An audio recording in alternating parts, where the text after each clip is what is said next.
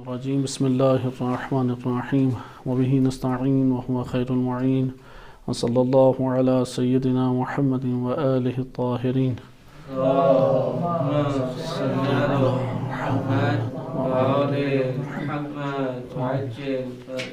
سیرت انبیاء و تاریخ انبیاء کے موضوع پہ حضرت نوح علیہ السلام کا تذکرہ آپ کی خدمت میں بیان کیا جا رہا تھا۔ حضرت نوح علیہ السلام کی زندگی کو ہم نے قرآن کریم کی آیات کے تناظر میں 3 حصوں میں تقسیم کیا، کیونکہ جو واقعات اور جو آیات قرآن میں وارد ہوئی ہیں اس کو ہم 3 مجموعے بنا سکتے ہیں۔ پہلا مجموعہ اس کا یہ تھا کہ حضرت نوح علیہ السلام کا تعارف بعنوان نبی، بعنوان رسول، صاحب شریعت رسول، اور اللہ سبحانہ و تعالیٰ کے ساتھ ان کا تعلق، اور اللہ نے ان کو نذیر اور بشیر بنا کے، کیونکہ یہ عناوین کلی عناوین ہیں، رسول ہے، نبوت ہے، منذر ہونا ہے، بشارت دینا ہے، دعوت دینا ہے، تبلیغ ہے، اس طرح سے تعارف حضرت نوح علیہ السلام کا پیش کیا۔ اسی کے ضمن میں یہ بھی آ جاتا ہے ان کے خاندان کا تعارف قرآن نے، البتہ قرآن کے جتنے بھی احکامات ہیں وہ ہدایت انسانی سے مربوط ہیں، اس عنوان سے قرآن نے ذکر کیا ہے۔ دوسرا مجموعہ آیات ہمارے پاس بنا کہ حضرت نوح علیہ السلام کی قوم نے ان کے ساتھ کیا سلوک کیا، جس کو ہم مطالعہ کر رہے تھے، اور انشاءاللہ آج اس موضوع کو اختتام پذیر کرنے کی کوشش ہوگی۔ اور تیسرا مجموعہ بنا کہ اختتام پر کیا ہوا، یعنی حضرت نوح علیہ السلام پر ایمان لانے والے ان کا کیا نتیجہ نکلا، اور جو ان کے مد مقابل تھے ان کا نتیجہ کیا نکلا، جس کو آپ خود جانتے بھی ہیں، لیکن ہم اسے قرآنی آیات اور روایات کے تناظر میں دیکھیں گے۔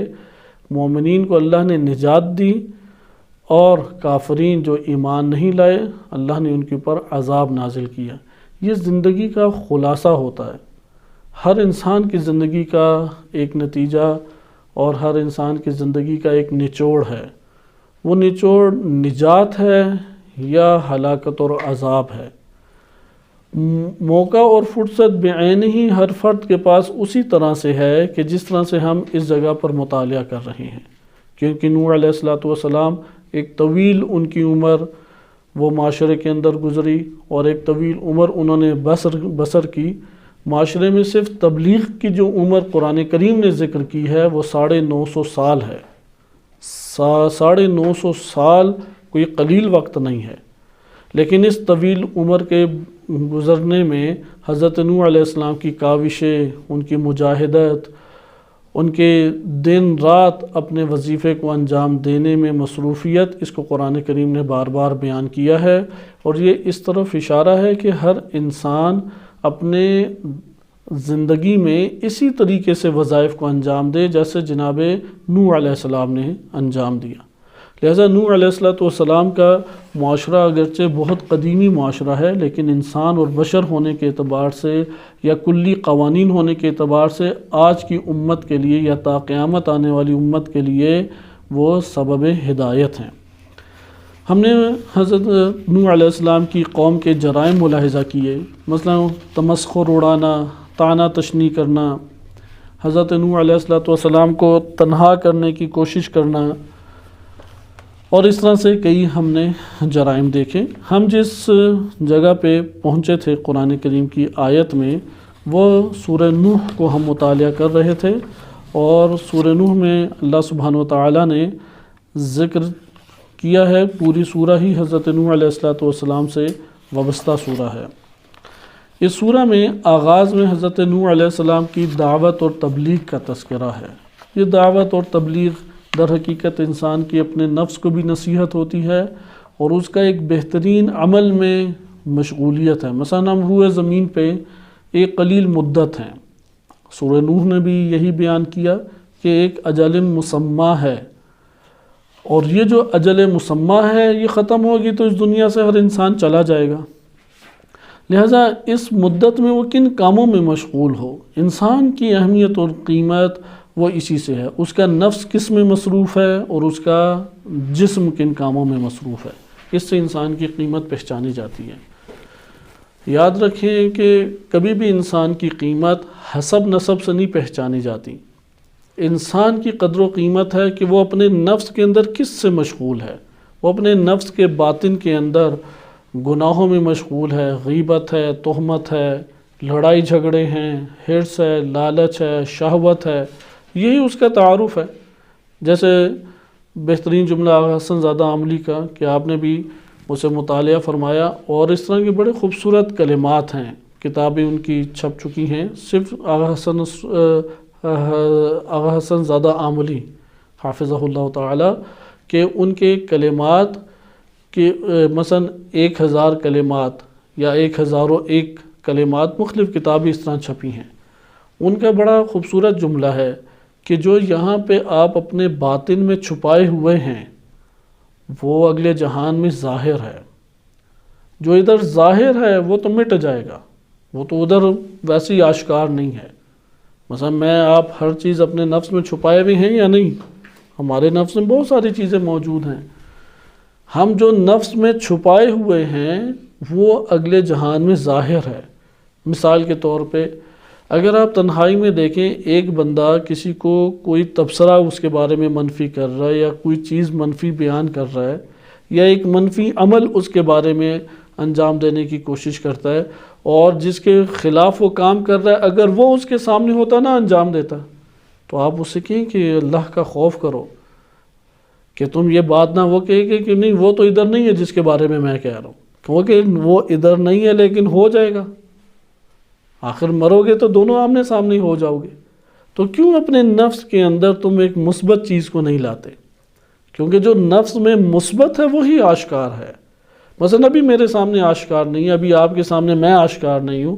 میرے وجود کے اندر ایک دوسرے کے بارے میں جو کچھ ہے وہی آشکار ہوگا. اور اسی ماحول کے ساتھ جس ماحول میں آپ ہیں، اس کی سب سے بڑی دلیل خواب ہے. خواب میں ایک دوسرے کے سامنے ہوتے ہیں، یہ ساری کی ساری چیزیں ہوتی ہیں یا نہیں؟ وہ خواب انسان اپنے نفس میں ہی دیکھ رہا ہوتا ہے، کسی اور جگہ پہ جا کے تو نہیں دیکھتا. نفس انسانی اپنے نفس میں ہی جھانک رہا ہے.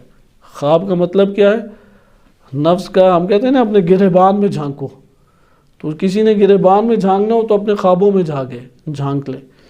اس کے خواب کس سے متعلق ہیں وہ خواب اس کی نشاندہی کر دیں گے. حتیٰ کہ بعض اوقات انسان خوابوں میں جنسی امور انجام دیتا ہے، کیونکہ احتلام ایک بلوغت کی علامت ہے یا نہیں؟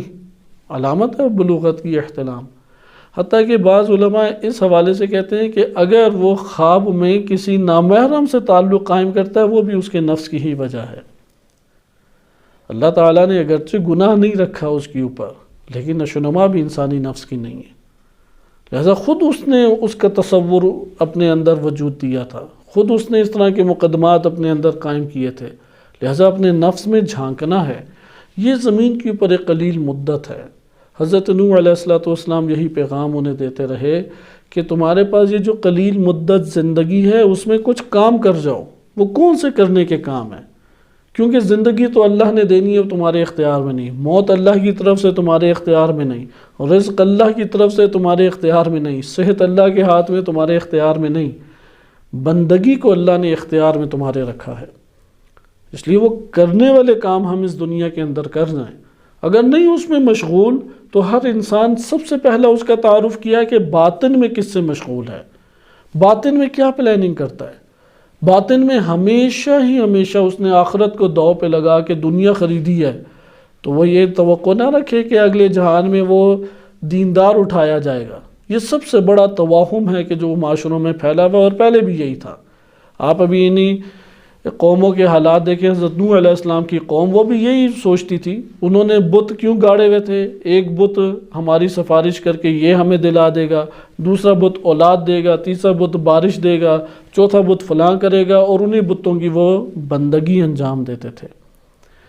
لہذا ایک دقیق بحث کہ آج ہم جو آیات پڑھیں گے اس میں ایک بحث آتی ہے کہ ربوبیت کا تعلق الوہیت کے ساتھ، یعنی عبادت معبود اللہ تعالیٰ کو قرار دینا اس کے ساتھ، اور اللہ سبحانہ و تعالیٰ کو خالق اور مالک قرار دینے، اس سے کیا تعلق بنتا ہے. خلاصہ کلام کہ انسان اپنے باطن میں جس سے مشغول ہے وہ اس کا تعارف ہے. اور جس سے باطن میں گہرے طور پہ مشغول ہوتا ہے وہی اس کے جسم سے عیاں ہوتا ہے۔ جسم سے اعمال دو ہی صورتیں رکھتی ہیں، یا اختیار سے عمل انجام دے رہا ہے یا جبراً انجام دے رہا ہے۔ مثلا ایک جگہ پہ ایک ادارہ ہے، اس میں قانون ہے، اس قانون کے تحت وہ دعا پڑھ رہا ہے، دعائے کمیل پڑھ رہا ہے، دعائے ندبہ پڑھ رہا ہے، دعائے جوشن کبیر پڑھ رہا ہے۔ وہ کیوں پڑھ رہا ہے؟ وہ پیچھے محرک کیا وہ قانون، اس قانون کی رعایت نہ ہوئی تو اس کے لیے مشکلات کھڑی ہو جائیں گی۔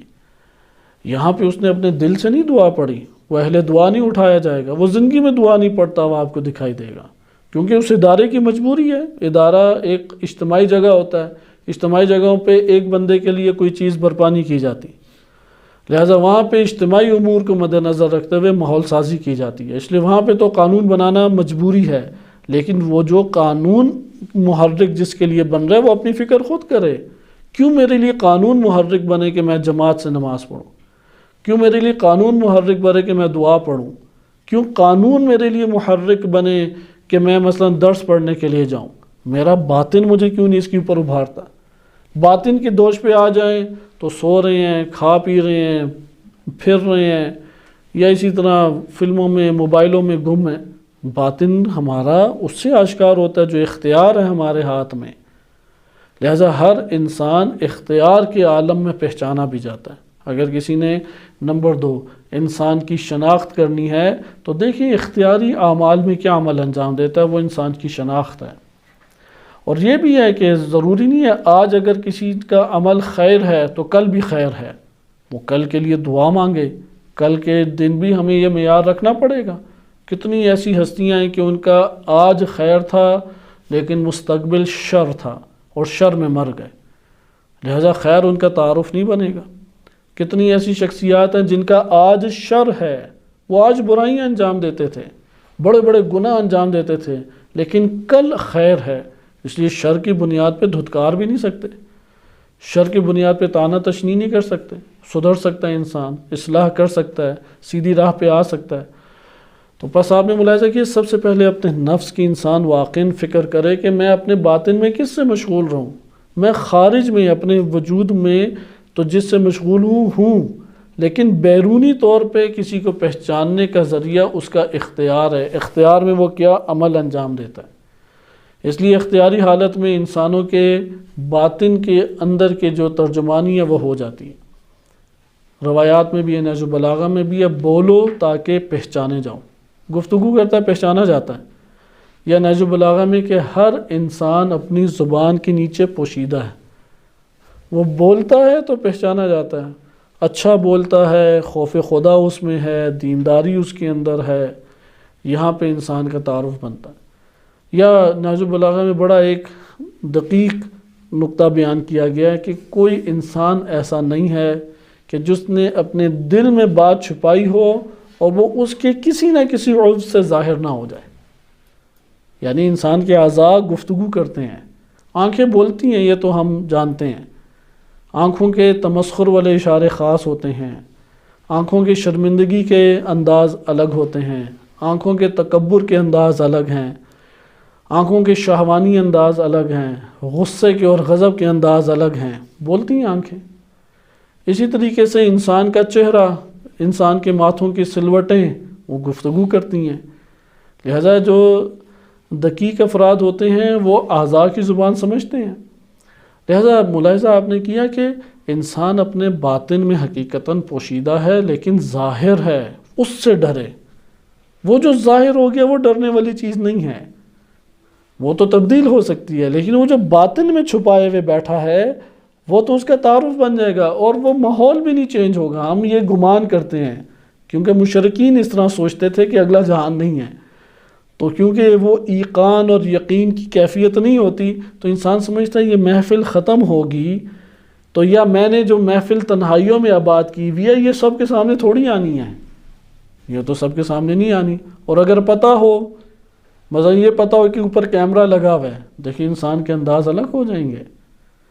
حقیقت میں یقین کی کیفیت اندر نہ ہونا، ایمان کی کیفیت نہ ہونا، وہ یہ اسباب فراہم کرتی ہے۔ اسی لیے روایت میں بھی اور بعض جگہوں پہ وارد ہوا ہے کہ خلوتوں میں بھی گناہ کرنے سے گھبراؤ، چونکہ جو آج شاہد ہے وہی اس اگلے جہان میں حاکم ہے۔ آج شاہد اللہ کی ذات ہے، وہ تو دیکھ رہی ہے تمہارے ساتھ۔ تو یہ وہ امور تھے کہ حضرت نوح علیہ السلام نے اپنی قوم کو ان چیزوں کی طرف ابھارا اور بیان کیا کہ اگر تم نے تقوی اختیار کیا، یعنی آپ دعوتیں دیکھیں حضرت نوح علیہ السلام کی دعوت کیا ہے۔ مثلا پہلی دعوت انہوں نے آغاز آیت سے میں صرف دعوتیں جو ہیں، دعوتیں کہ انہوں نے کس طرف قوم کو بلایا، یہ آپ کے سامنے بیان کروں۔ وَإِلَّا قوم کے آپ دیکھیں نا جرم کیا تھے، آپ اگر بت پرستی نکال دیں، وہ ساری قوم ٹھیک تھی، بقیہ کوئی مشکل نہیں تھی، یا فقط بت پرستی ان میں مسئلہ تھی؟ ایسا نہیں ہے کہ بت پرستی کے علاوہ کوئی جرم نہیں، بت پرستی اساس ہے۔ جب اللہ تعالیٰ کا انکار کر دیا جائے، ہزار جرائم جنم لیتے ہیں، ہزار جرائم۔ جب اللہ پر ایمان قائم کر لیا جائے، تنہائی میں بھی جرم انجام نہیں پاتا۔ یہ وہ اصل اساس ہے۔ لہذا اپنے وجود میں اللہ سبحانہ وتعالیٰ کا خوف کھائے اور ربط قائم کرے، مناجات کرے، گفتگو کرے، بات چیت کرے۔ اللہ سے ربط قائم کرنے کے لیے انبیاء و ائمہ علیہم السلام آئے ہیں۔ اگر اللہ ہی سے ربط قائم نہ ہو تو زندگی انسان کی بیکار ہے۔ بقیہ چیزیں تو اللہ تعالیٰ نے ہر ایک کو عطا کی ہیں۔ یبسط الرزق لمن یشاء، وہ جس کے لیے مشیت ہوتی ہے اس کے لیے رزق بچھا دیتا ہے۔ مومن ہے، غیر مومن مسئلہ نہیں، مسلم ہے، غیر مسلم مسئلہ نہیں۔ یا رزق کا مبسوط لمن عصاک، جس نے اللہ تیری نافرمانی کی تو نے اسے بھی رزق عطا کیا۔ یہ جو جملے ہیں کہ وَمَن يُعْطِ مَن لَّمْ يَسْأَلْهُ وَمَن لَّمْ يَعْرِفْهُ، جو اللہ کو اصلاً جانتا ہی نہیں ہے اور اس نے کبھی سوال ہی نہیں کیا، اسے اللہ عطا نہیں کرتا، اسے عطا کرتا ہے تحننا منہ ورحمہ۔ یہ اللہ کی رحمت ہے، یہ اللہ کا کرم ہے۔ تو اللہ کے کرم کی بنا پہ ہمیں بہت ساری چیزیں ملی ہوئی ہیں۔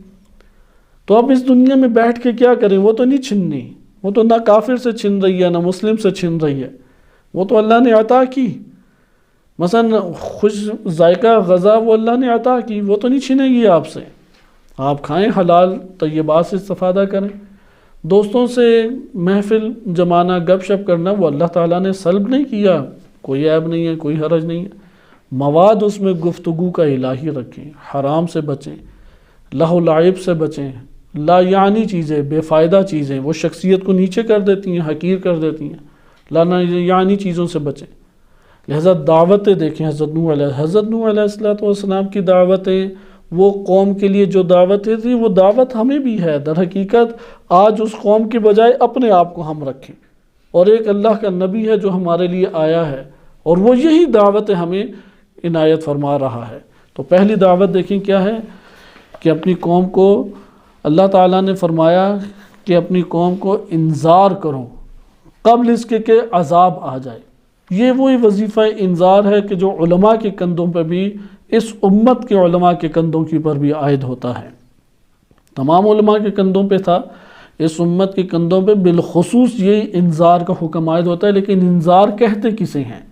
آغاز آیت میں یہ ہے کہ اِنَّا أَرْسَلْنَا نُوحًا إِلَىٰ قَوْمِهِ أَنْ أَنذِرْ قَوْمَكَ۔ ادھر بہت توجہ کریں کہ اے نوح اپنی قوم کو انذار کرو۔ نیچے جتنی سورہ ہے وہ انذار ہے۔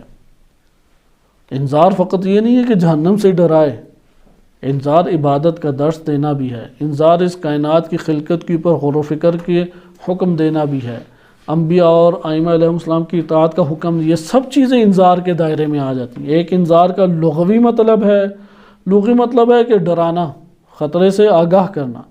تو یہاں پہ اللہ سبحانہ وتعالیٰ فرماتا ہے کہ ان انذر قومک من قبل ان یأتیہ عذاب علیم، قبل اس کے کہ ان کے اوپر شدید ترین، دردناک ترین عذاب آ جائے، ان کو انذار کیجئے۔ اب دیکھیں انذار کیا ہے، وہ دعوت اور انذار ایک ہی چیز ہے۔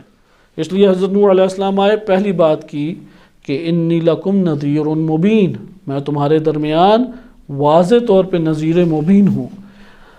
پہلی دعوت ہے ان اعبدوا اللہ، اللہ کی عبادت کرو، کیونکہ اللہ کی بندگی میں ہی اصل نشوونما اور کمال ہے۔ مثلا ہم اپنے نفس کے اندر اگر بندگی اللہ کی نہ کریں تو ہمارے نفس کی نشوونما نہیں ہوگی۔ ہمارا نفس جو ہے وہ بندگی کے بغیر کیا ہے؟ غیر بندگی، غیر عبادت کرنے والا نفس کہلائے گا۔ نفس کی بندگی کیا ہے؟ اپنے نفس کے اندر یہ احساس کریں کہ ہم اللہ کے سامنے حاضر ہیں، ہم اللہ کی مطیع ہیں، اللہ تعالیٰ کا حکم ہم نے بجا لانا ہے، بندگی کریں۔ اے اللہ میں تیرے سامنے جھک جاتا ہوں، اے اللہ میں تیرے حکم کے سامنے تابع ہوں۔ یہ جو انسان کا اپنے نفس کے اندر بار بار تکرار کرنا ہے، اپنے آپ کو اللہ کے سامنے حاضر قرار دیں اور سمجھے کہ میں اللہ کے سامنے حاضر ہوں، پھر اپنے نفس میں یہ جملہ بولے اللہ کے سامنے حاضر ہو کے کہ پروردگار میں تیرے سامنے خاضع ہوں، تو ہی میرا رب ہے، تو نے مجھے خلق کیا ہے، تو ہی میری تدبیر کرنے والا ہے، تو ہی مجھے نفع دینے والا ہے، تو ہی مجھے ضرر پہنچانے والا ہے۔ ضرر سے بچانے والی ذات بھی، یعنی ضرر پہنچانے سے مراد ہے کہ معصیت کی تو عذاب یا گناہوں کی پاداش میں جو سزا ہے، اور تیری ذات ہی مجھے ان تمام چیزوں سے آزاد اور نجات دینے والی ہے۔ لہٰذا یہ جو اللہ کے سامنے اس کی گفتگو ہے، یہ حقیقت عبادت ہے، ایک ظاہر عبادت ہے اور ایک حقیقت عبادت ہے۔ حقیقت عبادت یہ ہے کہ اللہ کو معبود مان کے انسان عبد ہونے کا اقرار کر لے۔ عبد کسی نہ مال کا مالک ہوتا ہے نہ مرضی کا مالک ہوتا ہے، لہٰذا اللہ کے سامنے اپنے آپ کو پائے اور نفس کی گہرائی میں یہ کہے کہ اللہ میں نہ کسی مال کا مالک ہوں نہ اپنی مرضی کا مالک ہوں، یہ بدن ہے تو تو نے دیا ہے، یہ روح ہے تو تو نے اسے خلق کیا ہے، یہ تو نے مجھے یہ زندگی کی مدت دی ہے، ورنہ فنا ہے، موت ہے۔ اگر تیری ذات ہی میرے لیے ہدایت کا باعث نہ بنے تو کون ہے جو مجھے ہدایت دے؟ اس طرح یہ جو دعاؤں کے کلمات ہیں یاد کریں، آیات کے کلمات یاد کریں، یہ اللہ کی بندگی کا، باطن کی گہرائی میں بندگی کا جنم لینا ضروری ہے۔ بس پہلی دعوت کیا ہے ان اعبدوا اللہ، دوسری دعوت واتقوہ، تقوی اور خوف الہی اختیار کرو۔ تم لوگ تقوی اختیار کرو، اللہ سے ڈرو۔ اگر اللہ کا خوف نہ ہو، خوف ایک دفعہ ہوتا ہے خوف تعظیمی، عظمت کی وجہ سے خوف، ایک دفعہ ہوتا ہے محبت کی بنیاد پر خوف کہ کہیں محبوب ناراض نہ ہو جائے، ایک دفعہ خوف ہوتا ہے کہ مد مقابل جو ہے وہ مجھے سخت ترین سزائیں دے گا، سزاؤں کا خوف۔ اللہ تعالیٰ سے خوف، ہر خوف کا تعلق ہونا چاہیے۔ خوف کی کئی قسمیں بنتی ہیں۔ واتقوہ، تقوی الہی اختیار کرو۔ اور تیسری دعوت کی ہے وَأَطِیعُونِی، میری اطاعت کرو۔ ہم اللہ کی اطاعت کیسے کر پائیں گے؟ اگر امام کی اطاعت نہ ہو تو رسول کی اطاعت نہیں ہو سکتی۔ رسول کو تو ہم میں سے کسی نے نہیں دیکھا، رسول نے جو انجام دیا وہ ہم نے نہیں پایا، رسول کی زبان اطہر سے ہم نے براہ راست ہدایت کی باتیں نہیں سنی۔ یقیناً رسول اور امت کے درمیان ایک ایسا واسطہ ہونا چاہیے کہ جو عصمت کے درجے پر فائز ہو، اور وہ امامت ہے۔ لہذا امامت کی اطاعت رسول کی اطاعت، اور رسول کی اطاعت اللہ کی اطاعت ہے۔ یہاں پہ آپ نے بنیادی چیز دیکھی کہ ایک قوم اور ایک معاشرے کو کن تین دعوتوں کی ضرورت ہے۔ اگر ہم اپنی فہرست بنائیں کہ کون سی دعوت کی ضرورت ہے، پتہ نہیں ہم کون کون سی اپنی فہرستیں بنا لیں۔ یہ سورہ ہمیں کیا بتاتی ہے؟ اپنے علاقوں میں جائیں، گفتگو کسی سے کریں، کوئی درس پڑھائیں، کسی کو نصیحت کریں، اپنے گھر بار باتیں کریں، تو کن چیزوں کی طرف ابھاریں؟ یہ تین دعوتیں: عبادت الہی، نمبر 2 خوف خدا، تقوی الہی، نمبر 3 اطاعت اولی الامر و اطاعت رسول و اطاعت الہی۔ یہ تین دعوتیں ہو گئیں۔ ان تین دعوتوں میں چوتھی دعوت ہے جو بشارت کے اعتبار سے نتیجہ ہے، یغفر لکم من ذنوبکم، اگر تم نے یہ کام کیے تو اللہ تمہارے گناہوں کو تم سے معاف فرمائے گا، مغفرت فرمائے گا۔ وَيُؤَخِّرْكُمْ إِلَىٰ أَجَلٍ مُّسَمًّى، اور تمہیں اجل مسمى تک مؤخر کر دے گا۔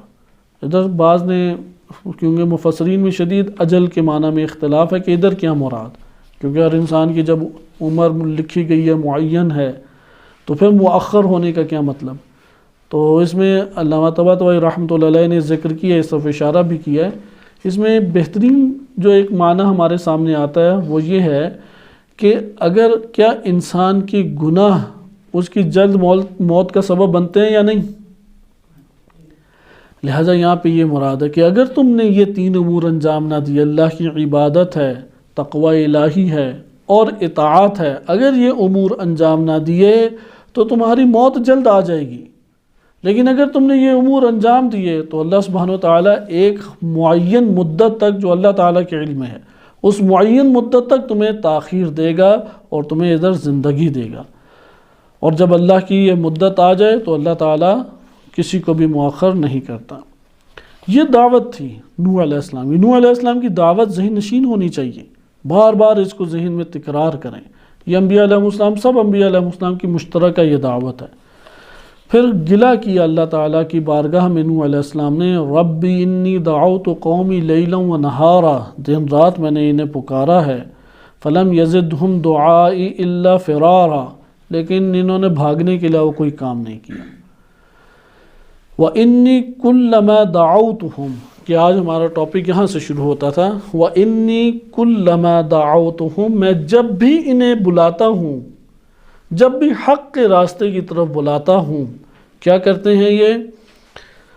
میں کیوں بلاتا ہوں؟ لِتَغْفِرَ لَهُمْ، کہ اللہ تاکہ تو ان کی مغفرت فرما دے، میں ان کی اصلاح چاہتا ہوں۔ یہ نہیں جانتے کہ یہ کیا نادانی کر رہے ہیں، یہ زندگی کے دن تو بہت تیزی سے کٹ جاتے ہیں اور واقعاً بہت تیزی سے جاتے ہیں۔ جس طرح سے ایک چھوٹے سے آپ نے دیکھا ہوگا بعض اوقات کلپ، آغاز ہوتا ہے بڑا خوش و خرم، رنگین، خوبصورت، پھر درمیان میں پہنچتا ہے کلپ میں خوب اس کی نشاط، خوشی، مسرت، اور آخر میں اس کی تباہی کو دکھاتے ہیں۔ بس یہ انسان کی ٹوٹل زندگی ہے۔ لہذا انسان کی زندگی کا خلاصہ، حتیٰ کہ کفار بھی اگر کوئی چیز بنائیں تو وہ بھی اپنے ذہن میں یہ رکھتے ہیں کہ یار جس نے اچھائی انجام دی اس کا انجام اچھا ہونا چاہیے۔ اکثر یہ ڈرامے، فلمیں یہ بناتے ہیں، کفار ہی بناتے ہیں، مشرکین بناتے ہیں۔ جو اچھے افراد کا اختتام اچھا نہیں کرتا، پوری دنیا اس کو برا کہتی ہے۔ جو اچھے چیز کا انجام اچھا کرتا ہے اس کے اوپر سب خوش ہوتے ہیں۔ یعنی جس نے ظلم کیا، جس نے خیانت کی، جس نے قتل و غارت کی، اس کے انجام کو بری طرح دکھاتے ہیں تو وہاں پہ سب خوش ہو رہے ہوتے ہیں، حالانکہ بڑا بھیانک بعض اوقات دکھا رہے ہوتے ہیں، پھر بھی خوش ہو رہے ہوتے ہیں۔ مثلا ایسا بندے جس کے ٹکڑے ٹکڑے ہو گئے، جو قاتل تھا، جس نے ظلم کیا، سب کے دل میں ایک ٹھنڈک پڑ رہی ہوتی ہے۔ اس سے آپ اندازہ لگائیں کہ جب حقیقت میں عذاب آئے گا تو تب کیا حال ہوگا۔ اگر ہم ہی وہ ظالم نکلے اپنے باطن کے اندر تو پھر کیا صورت نکلے گی؟ پھر تو ان جہنمیوں کو عذاب میں مبتلا دیکھ کے جنتیوں کا کوئی دل نرم نہیں ہوگا، ٹھنڈک ان کے دل کے اندر پڑے گی جب ان کے جرائم دیکھیں گے۔ فرشتوں کو جب ان کے جرائم پتہ لگے گا، فرشتوں کے دل کے اندر ٹھنڈک برپا ہوگی۔ لہذا اس طرف آپ نے توجہ کی کہ انہوں نے فرار کیا تو نوح علیہ السلام انہیں بتلانا چاہتے ہیں کہ تم حقیقت کے آئینے میں آؤ، حقیقت کی راہ میں آؤ۔ یہ گناہ جو انجام دے رہے ہو، گناہ انجام دینے سے کیا مراد ہے؟ یعنی یہ جو باطن تمہارا آلودہ ہو رہا ہے، یہ انتہائی بھیانک چیزیں دیکھے گا، انتہائی بھیانک چیزیں۔ جیسے ہوتا ہے نا بعض اوقات، مطلب والدین ہیں، چھوٹے بچوں کو قدر نہیں ہوتی والدین کی قدر و قیمت کی۔ جب بچہ یتیم ہو جاتا ہے تو پھر ہر رات اس کی گزرتی ہے، ایک تڑپ تڑپ کے رات گزرتی ہے، کیونکہ وہ رحمت واسعہ تو اس سے چلی گئی، تو وہاں پہ اسے احساس ہوتا ہے۔ جوانی انسان کی اسی طرح ہے، جوانی میں بالکل نہیں پتہ لگتا انسان کو، جب جوانی ختم ہوتی ہے تو بہت چیختا چلاتا ہے، کاش اس وقت یہ کیا ہوتا۔ جیسے میں نے پہلے عرض کیا، بڑھاپے میں اگر کوئی آنکھیں بند کر کے 8-10 گھنٹے بھی تسبیح پھیرتا ہے تو یہ نہ سمجھیں کہ یہ کوئی ثواب کما رہا ہے اندر، وہ اندر کہاں بیٹھے یہ کسی کو نہیں پتہ، وہ خیالات کی دنیا میں کسی اور جگہ ہی بیٹھے ہیں۔ ہمارے آس پاس کے ایسی بہت ساری مثالیں ہیں، بزرگ ہیں نماز پڑھ کے، نماز مثلا ظہر کی پڑھی، پھر اگلے ٹائم عصر کی پڑھی، پھر فلمیں دیکھنا شروع ہو گئے، پھر عشاء پڑھی، پھر فلمیں دیکھنا شروع ہو گئے۔ کئی ایسے ہمارے آس پاس بزرگ ہیں، بعض ہیں وہ تاش کھیلنا شروع ہو گئے، ایک نماز پڑھی پھر تاش، پھر اس کے بعد پھر اگلی، کیونکہ جوانی گزری ایسی تھی۔ بعض ہیں وہ پرندوں سے کھیلنا شروع ہو گئے، دوستوں کی محفل میں جا کے بیٹھ گئے، کام ہی یہ ہے، صبح اٹھیں گے، ناشتہ کیا، فلاں محفل میں چلے گئے، ادھر گپ شپ لگی، ادھر ادھر کی باتیں ہوئی، پھر آئے نماز پڑھی مثلا، کیونکہ ہم لوگ صرف نماز اور تسبیح کو ہی کل دین سمجھتے ہیں۔ بڑھاپا جوانی کا خلاصہ ہے، وہ گزر گیا تو کہاں سے لائیں گے وقت؟ وہ تو نہیں ہے وقت اور ہمارے پاس۔ اس لیے نوح علیہ السلام نے فرمایا کلما دعوتہم، جب بھی میں ان کو پکارتا تھا کہ آ جاؤ حق کی جانب، آ جاؤ سیدھی راہ کی جانب، آ جاؤ اچھے اعمال کی جانب، لتغفر لہم، تاکہ تمہارے ان تمام کے تمام گناہوں کو اللہ تعالیٰ معاف فرما دے، تمہاری زندگی کا جبران ہو جائے اسی دنیا کے اندر، جعلوا اصابعہم فی آذانہم، تو اپنے کانوں میں انگلیاں دے دیتے تھے۔ یہ کنایہ ہے، یعنی اپنے اندر مصمم ارادہ کر لیتے تھے کہ کسی کی بات نہیں ماننی۔ یہ منظر آپ کے سامنے کئی دفعہ آئے گا، خصوصاً بچوں پہ غور کریں کہ ایک بچے نے اندر ٹھانی ہوتی ہے کہ یار یہ مثلاً جیسے ہی جائیں گے تو میں نے یہ کھیلنا ہی کھیلنا ہے، آپ اسے آدھا گھنٹہ سمجھاتے رہیں یہ وہ فلاں، اس نے چونکہ اندر ٹھانی ہوئی تھی تو جیسے ہی آپ جائیں گے وہ دوبارہ کھیلے گا، لیکن اس کے شعور کا لیول کم ہے۔ ادھر بندے کو پہلے توقع ہوتی ہے میری نصیحت زیادہ اثر نہیں کرے گی، اس کا شعوری لیول کم ہے، اس کے اندر کھیل کی شہوت بہت ہی زیادہ قوت رکھتی ہے۔ لیکن جوان ایسا نہیں ہے، جوان اللہ تعالیٰ نے عقل اسے دے دی، زندگی کے تجربے ہیں، تعلیم ہے، شعور ہے، اس لیے دنیا صرف دین کی نگاہ سے نہ، دنیا کی نگاہ سے بھی اگر وہ جرم انجام دیتا ہے تو قابل مذمت ہے، مستحق عقاب و عذاب ہے۔ اس لیے جوان کی حالت بچے جیسی نہیں ہے۔ 7 سال تک شہوات کا ایک غلبہ ہوتا ہے بچے کے اوپر، اس کے اندر ساری کے ساری شہوات بھری ہوئی ہوتی ہیں، سونا ہے، اس نے بھوک کے اوپر چیخنا چلانا ہے، خوب بیٹھ کے اس نے کھیلنا ہے۔ دین آ کے تربیت کرتا ہے 7 سال کے بعد یہ شہوات ترک کرو، اس لیے نماز کا حکم دو۔ والدین کی ذمہ داری ہے کہ بچے کو نماز کا حکم دیں، کم سے کم حکم ضرور دیں۔ اسی طرح اسے پڑھائی کے اوپر توجہ دلائیں، اس کی تعدیب کریں کہ بعض جگہوں پہ اگر بہت کوئی بڑا اس نے نقصان کیا ہے اس کی تعدیب اور سرزنش کی جائے، جہاں مدح و ستائش کرنی چاہیے وہاں اس کی حوصلہ افزائی کی جائے تاکہ اندر اس کی تربیت پائے۔ یہاں تک کہ یہ تربیت کے سال 7-8 سال ہیں بچے کے، یہ 7-8 سال کے بعد وہ جوانی میں جب قدم رکھے تو اب وہ اپنے عقل اور فکر کی بنیاد پہ شہوات کو ترک کرے۔ یہ جو عقل و فکر کی بنیاد پہ شہوات کو ترک کرتا ہے وہاں پہ کمال جنم لیتا ہے، جو ترک نہیں کرتا وہ دنیا میں ضائع ہو جاتا ہے۔ ہمارے پاس ایسی مثالیں آس پاس بکھری نہیں ہیں، آپ مقایسہ کر کے دیکھ لیں، ایک بندہ مثلا اس رفتار سے چل رہا ہے کہ اس نے اپنے آپ کو خود سختیوں پہ آمادہ کیا ہے، مثلا نماز شب پڑھے گا اور روزہ رکھے گا، عبادات کی طرف مائل ہے، پڑھائی کی طرف مائل ہے، خدمت خلق کی طرف مائل ہے، حالانکہ وہ سارے گناہ کر سکتا ہے یا ساری لاپرواہیاں کر سکتا ہے، گناہ نہ کہ ساری لاپرواہیاں کر سکتا ہے لیکن نہیں کرتا۔ اور ایک بندہ اس کے مد مقابل ذہین تھا، اس کے مد مقابل صحت بھی اچھی رکھتا تھا، وسائل بھی اچھے رکھتا تھا، لیکن لاپرواہ تھا، کوئی اسے پرواہ نہیں تھی۔ مستقبل میں چند سالوں میں آپ کو نتیجہ مل جائے گا۔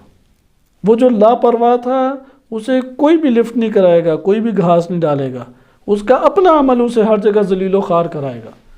اور یہ جو کم صلاحیتوں والا تھا یہ ہر ایک کی نگاہ میں قابل عزت بن جائے گا۔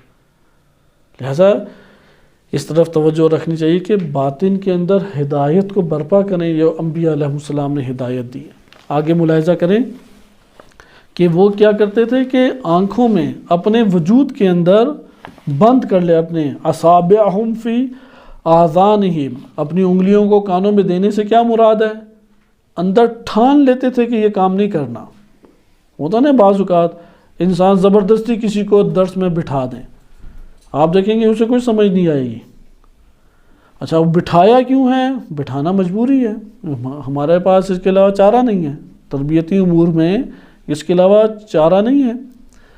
لہذا بچے کے لیے ہوتا ہے کہ اسے بڑا پھسلا کے بول بال کے چیزوں کا لالچ دے کے لایا جاتا ہے۔ چھوٹے بچوں کی تربیت اس طرح ہوتی ہے، لیکن اہل عقل کی تربیت اس طرح نہیں ہے۔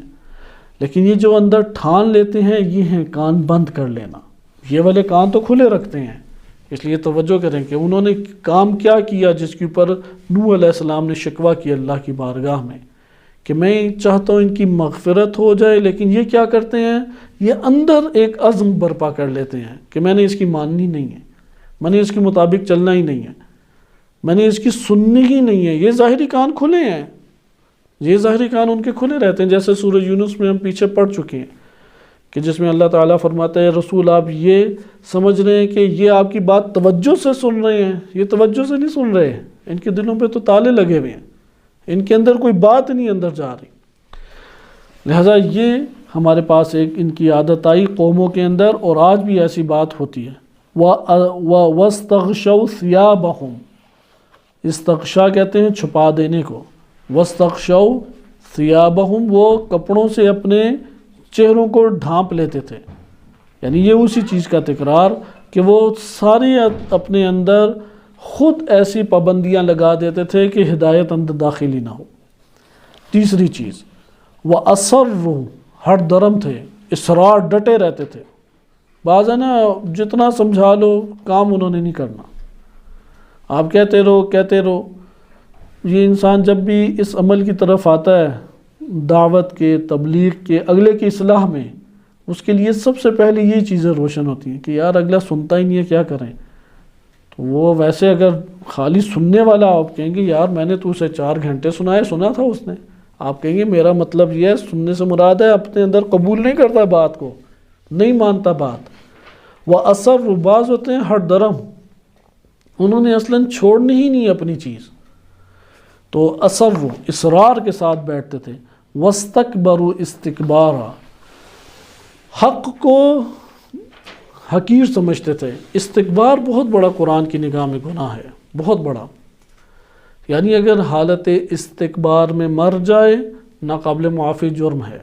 استکبار پہلے بھی عرض کیا 2 طرح کا ہے، ایک ہے کہ اپنے مد مقابل کسی شخص کو حقیر سمجھنا، اپنے آپ کو اس سے بالاتر سمجھنا، ایک یہ صورت بھی ہے استکبار کی۔ لیکن ایک یہ تکبر نوع کا افراد میں پایا جاتا ہے، لیکن ایک استکبار کہ جس کی جنت کی بو بھی نہیں سونگھ سکے گا، وہ یہ ہے کہ حق کو آپ حقیر جانیں، حق کو پست جانیں، کیونکہ یار یہ کیا بات ہو گئی، تم اپنی باتیں میرے اوپر ٹھونس دیتے ہو، جو بات یہ جملے سنتے ہیں نا مولویوں کو، جو اچھا لگتا ہے اسے دین بنا کے پیش کر دیتے ہیں، یہ وہ بہانے ہیں۔ حق کو اپنے مقابلے میں حقیر سمجھیں۔ ادھر حقیر سمجھنے سے کیا مراد ہے؟ ممکن ہے کہ کوئی اسلامی اعتقادات کا خوب قائل ہو، معتقد ہو، استکبار سے ادھر مراد ہے 2 امور آپ لے سکتے ہیں۔ پہلا امر ہے استکبار سے کیا ہے کہ وہ حق کو حقیر سمجھ رہا ہے، پست سمجھ رہا ہے۔ نمبر 2 وہ حق کو عملاً اختیار نہیں کرتا۔ ہر 2 استکبار ہیں، ایک استکبار اعتقادات میں ہے اور ایک استکبار عمل میں بھی ہے۔ جو عقائدی اور نظریاتی طور پہ متکبر ہے حق کے سامنے، وہ حتماً عمل میں متکبر ہے، لیکن بعض اوقات ایسا ہوتا ہے حق کو قبول کیا ہے اور حق بالاتر ہے اس کی نگاہ میں، مجرم قرار دیتا ہے، لیکن عمل میں متکبر ہے۔ یہ جو عمل میں متکبر ہے یہ بھی استکبار ہے۔ لہٰذا قوم نوح علیہ السلام اس معاشرے کا ایک جرم کیا تھا؟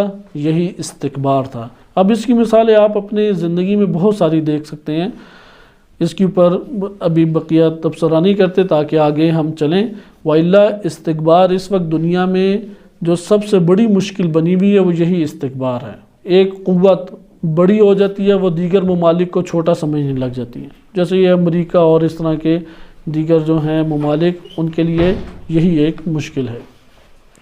لہٰذا ادھر آپ نے ملاحظہ کیا کہ استکبار خود ایک ایسا ناقابل معافی جرم، لیکن کون سا استکبار؟ عموماً تکبر ہمارے ہاں بیان کرتے ہیں، سوال ایک انسان مومن ہے، اس نے کسی کے خلاف تکبر کیا، کیا اس تکبر کی وجہ سے وہ جنت میں نہیں جائے گا؟ ایک تکبر ہے کہ جو بندے کے مقابلے میں کیا جاتا ہے، اسے بھی قرآن نے گناہ قرار دیا ہے، اس کی بھی مذمت ہے، لیکن وہ تکبر جس سے ابدی جہنم ہے وہ حق کے مقابلے میں تکبر ہے۔ حق کے مقابلے میں تکبر سے کیا مراد ہے؟ حق کو پست سمجھا جائے، حقیر سمجھا جائے، اور اپنے وجود کو، اپنے نظریے اور اپنے عمل کو بالاتر سمجھا جائے، یا عمل کی دنیا میں پتہ ہے کہ حق یہ ہے لیکن استکبار کرتے ہوئے حق کو وہاں پہ ترک کر دے۔ قوم نوح علیہ السلام میں یہی ایک مشکل تھی، اس قوم کے اندر استکبار پایا جاتا تھا اللہ سبحانہ و تعالیٰ کے اعمال کے مقابلے میں۔ پھر آگے دیکھیں، انہو کانا ثم انی دعوتہم جہارا، میں نے انہیں اعلانیہ پکارا اور دعوت دی، ثم انی اعلنت لہم، پھر میں نے انہیں واضح طور پہ اعلان کر کے پھر بلایا۔ جہر یا جہار بھی کہتے ہیں اعلان کو، لیکن ادھر تکرار ہے کہ نوح علیہ السلام یہ بیان فرما رہے ہیں کہ میں بار بار اس عمل کو انجام دیا۔ یعنی نوح علیہ السلام کی مانند تبلیغ ہوتی ہے۔ مبلغ یہ نہیں ہوتا میں نے ایک دفعہ جا کے اسے کہا تھا اس نے تو مانی نہیں، اگر اس میں اکڑ ہے تو ہم میں بھی کم نہیں ہے۔ اس طرح کے انسان کے اندر وسوسے آتے ہیں، یا اس نے تو سننی نہیں ہے، میں اسے اب کیا جا کے کہوں۔ انسان تدبیر مختلف کرے، راہ کو نہ ترک کرے۔ لہذا حضرت نوح علیہ السلام بھی تدبیریں مختلف پھر کرتے تھے۔ پھر آگے فرماتے ہیں وَأَسْرَرْتُ لَهُمْ إِسْرَارًا، پھر میں نے پوشیدہ طور پہ ان کو بلانا شروع کر دیا، پوشیدہ طور پہ جوڑنا اللہ سے شروع کر دیا۔ یہی انسان کے اس دنیا میں کرنے کے اعمال یہی ہیں۔ اگر خود راہ حق کے اوپر ہے، دعوت دے، تبلیغ کرے، بلائے۔ کس چیز کی دعوت دے؟ اپنا خود سیٹ نہ کر لے برنامہ کہ میں نے مجلس کا اب تو موضوع یہ رکھا تھا، میں نے تو تبلیغ کا موضوع یہ رکھا تھا۔ یہ کہتے ہیں خود ساختہ اپنے طور پہ ہی وہ بن جائے۔ رہنمائی لیں اللہ اور اس کے رسول اور ائمہ اہل بیت علیہ السلام سے۔ نوح علیہ السلام نے کتنی چیزوں کی تبلیغ کی؟ 3 امور کی۔ پہلی چیز ہے عبادت الہی، یہ بہت اہم نقطہ ہے۔ تمام کی تمام چیزوں کا خلاصہ عبادت الہی ہے۔ مثلا ائمہ اطہار علیہ السلام کی عزاداری کریں، عبادت جنم نہ لے، وہ عبادت نہیں ہے۔ پھر اہل بیت علیہ السلام سے تولا کریں، محبت کریں، عبادت جنم نہ لے، عبادت نہیں ہے وہ۔ اسی طریقے سے کوئی نماز ہم نے پڑھی ہے، خیالوں میں گھومتے رہے ہیں، عبادت نہیں ہے۔ اسی طریقے سے ہم نے مثلا روزے رکھے ہیں، فلاں وجہ سے روزے رکھ لیے، منت کے روزے تھے، اگرچہ منت کا روزہ بھی قربتاً اللہ ہو تو عبادت ہے، لیکن خالصتاً اللہ کے لیے روزے رکھے۔ لہذا عبادت بہت اہم چیز۔ دوسری چیز تقوی الہی، تیسری چیز اطاعت حجت خدا۔ آگے ملاحظہ کریں کہ یہ وہ دعوت تھی، پوشیدہ بھی یہی دعوتیں دیتے، اعلانیہ بھی یہی دعوتیں دیتے نوح علیہ السلام۔ فَقُلْتُ، پھر نوح علیہ السلام کہتے ہیں میں نے انہیں یہ کہا استغفروا ربکم، یہ ایام اور یہ مہینے استغفار کے ہیں، کثرت سے استغفار کرنی چاہیے۔ اس قوم کو بھی کہا کہ اپنے رب سے استغفار کرو، انہ کان غفارا، اللہ کی معرفت کرائی کہ وہ غفار ہے، بخش دینے والا ہے۔ یرسل السماء علیکم مدرارا، یہاں پہ دقیق ہمارے پاس ایک پہلو آتا ہے۔ اب دیکھیں نوح علیہ السلام وہ قوم میں تبلیغ کر رہے ہیں۔ آپ خود سوچیں ہم لوگوں نے بھی تبلیغ کی ہے تو کیا کبھی اس انداز کی تبلیغ کی؟ کیا اس انداز میں ہم نے لوگوں کو پکارا، لوگوں کو دین کی طرف بلایا؟ نوح علیہ السلام دیکھیں کیسے بلا رہے ہیں۔ یرسل السماء علیکم مدرارا، کہ اللہ نے آسمان پہ بادلوں کو لایا اور بادلوں سے مسلسل بارشوں کو برسایا۔ وَيُمْدِدْكُمْ بِأَمْوَالٍ، اور تم لوگوں کو اللہ سبحانہ وتعالیٰ نے بے شمار اموال دیے، وَبَنِينَ، اور اولاد اور بیٹے دیے، اللہ نے مال اور اولاد تمہیں دی۔ وَيَجْعَلُ لَكُمْ جَنَّاتٍ، اور تمہارے لیے بہترین جگہیں، خوبصورت جنت یعنی خوبصورت جگہیں تمہارے لیے قرار دیں۔ وَيَجْعَلْ لَكُمْ أَنْهَارًا، اور تم لوگوں کے لیے بہتے ہوئے چشمے، بہتے ہوئے دریا اللہ تعالیٰ نے زمین کے اوپر جاری کیے۔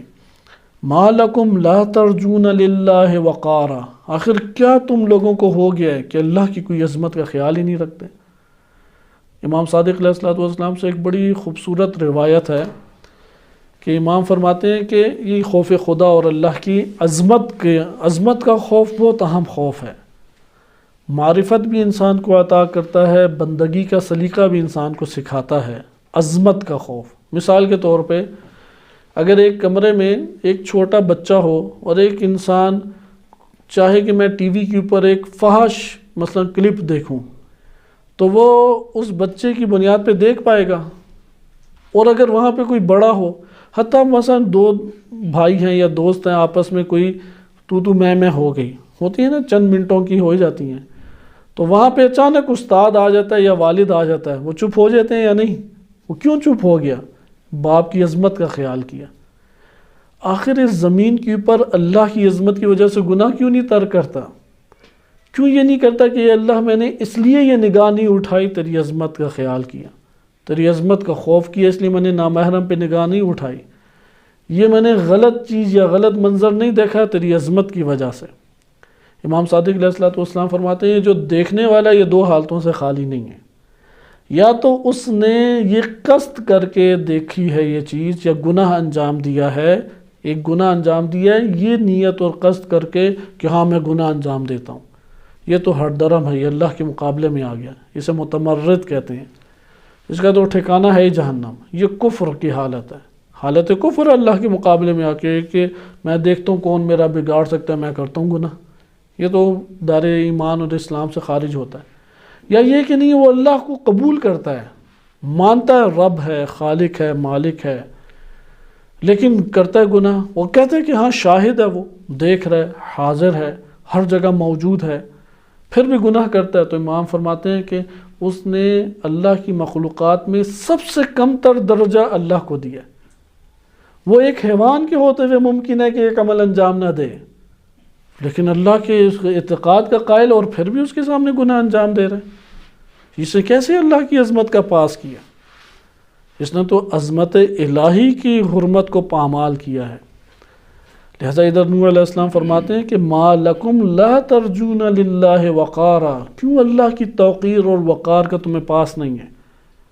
تم نہیں دیکھتے کہ اس زمین پہ کیا خوبصورت اللہ نے تمہیں زندگی دے دی، آسمان سے بارشوں کو برسایا، بارش کنایا ہے زندگی سے، سب زندگی بارش سے اور پانی سے ہے، پھر تمہیں اولاد دی، تم نے تو لذت حاصل کی تھی، اللہ نے اولاد دے دی، تم تو شہوت کی وجہ سے خاتون کے قریب گئے تھے، اللہ نے اولاد عطا کر دی، پھر یہ مال تمہیں دیے، تم سمجھتے ہو مال تمہارے بھاگ دوڑ سے آتے ہیں، بھاگ دوڑ سے آتے ہوتے تو جو 18 گھنٹے مزدور کام کرتے اسے سب سے امیر ہونا چاہیے تھا، بعض ہیں کہ جو اصلاً کام کاج ہی نہیں کرتے ان کے پاس بھی مال ہے۔ یہ اللہ تعالیٰ کی عنایات ہیں، تمہارے لیے خوبصورت جگہیں اللہ نے بنائی، اللہ سبحانہ وتعالیٰ نے زمین پہ پانی کو برسایا، وَقَدْ خَلَقَكُمْ أَطْوَارًا، اللہ نے تمہیں طور مرحلہ بمرحلہ خلق کیا ہے۔ مثلا تم کیا تھے پہلے؟ ذرات مٹی کے اندر گم، اسے کھایا تمہارے والد نے، اس والد نے جو کھایا اس کا نچوڑ بنا، وہ نچوڑ ایک جگہ ہے کہ جہاں پہ وہ سارا سلالہ جمع ہوتا ہے جسے مادہ منویہ کہتے ہیں، وہی مادہ منویہ اس کے اندر ایک غبار اللہ نے شہوت کے ذریعے سے پیدا کیا، ایک ابھار پیدا کیا، وہ ابھار اور دباؤ نکلا اور رحم مادر میں وہ منتقل ہوا، پھر تم نطفے کی صورت اختیار کر گئے، نطفے سے مضغہ بنے، مضغہ سے علقہ بنے، علقہ سے جسم سوی بنے، ثم انشأناہ خلقا آخر، پھر اللہ سبحانہ وتعالیٰ نے ایک اور خلقت نفس اور روح کو جنم دے دیا۔ اس نفس سے اب تم سمجھتے ہو، اس سے پہلے فہم نہیں تھا تمہارے پاس، اس نفس کے اندر عقل اللہ نے رکھ دی، ضمیر اللہ نے رکھ دیا، لذت اللہ نے اس نفس کو رکھ دی، اس سے پہلے لذت کا احساس تمہیں نہیں تھا، لیکن یہ اطوارا، پھر اس کے بعد نفس آگے برزخ میں، پھر برزخ کے بعد قیامت میں، خلقکم اطوارا، طور اللہ نے مرحلہ بمرحلہ تمہیں خلق کیا، توجہ نہیں کرتے؟ اس نوع کی تبلیغ کہاں ہم نے آج تک دیکھی؟ یہ ہے انبیاء کی تبلیغ، کائنات پہ غور و فکر کا درس، کائنات سے مثالیں، کائنات کے اندر توحید کو تلاش کرنا، کائنات میں اللہ سبحانہ وتعالیٰ کو عملاً افعال الہی کا مشاہدہ، یہ کون سورج کو نکال رہا ہے، دیکھ کے کہے کہ اللہ نے نکالا، یہ کس نے زمین آسمان کے وسط میں سورج کو ٹھہرا دیا، اللہ نے ٹھہرایا، یہ کس نے سورج کو پھر موت کا جام پلا کے غروب کر دیا، یہ اللہ سبحانہ وتعالیٰ نے اس کو اس مرحلے پہ پہنچایا۔ یہ انسان کو اندر سے توحید سے وابستہ چیز کر دیتی ہے۔ باقی اب انشاءاللہ اسی طرح 2-3 آیات ہیں، یعنی متعدد آیات ہیں، 2-3 ادھر 17 میں آیات آ رہی ہیں، آپ آیات کو ملاحظہ کریں، کتنی آیات ہیں، یہ تبلیغ ہے حضرت نوح علیہ السلام کی، کہ میں نے پھر قوم کو یہ کہا، اگر آپ یہ خلقت کے اندر توحید کو متلاشی لوگوں کو نہیں بتلائیں گے کہ تلاش کرو توحید کو، فعل خدا کو اس دنیا کے اندر دیکھو، صفات الہی کو اس کائنات میں دیکھو، کہاں سے موحد ہوگا وہ؟ خالی نعرے لگانے سے تو موحد نہیں ہوتا، اصول دین کا رٹا لگانے سے تو موحد نہیں ہوتا۔ یہ ہماری آج کی ایک ناکارہ تبلیغ ہے، ناکارہ بے جان تبلیغ، جس سے اپنا نفس بھی مومن نہیں بنتا، وہ کجا دوسرے کو کیا مومن بنائے گا۔ ایسا اس کائنات کی امور کے اوپر غور و فکر کا درس دیں، مثالیں لائیں، یہ تمہیں کس نے ماں باپ اتنے مہربان دے دیے، یہ بہن بھائی تمہارے پاس کہاں سے آ گئے، یہ تمہارے اندر کا جسم کیسے اندر سے چل رہا ہے، یہ کس نے تمہارے دل کو حرکت دی، یہ کس نے گردوں کو حکم دیا۔ انسان ایک ایک جگہ پہ دیکھے گا، اپنے باطن میں جھک جائے گا کہ اے پروردگار میں کیا کروں، میں سجدے میں بھی سر رکھ دوں تو تیری ایک نعمت کا حق ادا نہیں کر سکتا۔ یہ وہ بندگی ہے کہ جس کی معرفت انسان کو آہستہ آہستہ حاصل ہوتی ہے۔ انشاءاللہ بقیہ اگلے درس میں ملاحظہ کریں گے۔ صلی اللہ علیہ سیدنا محمد و آلہ الطاہرین۔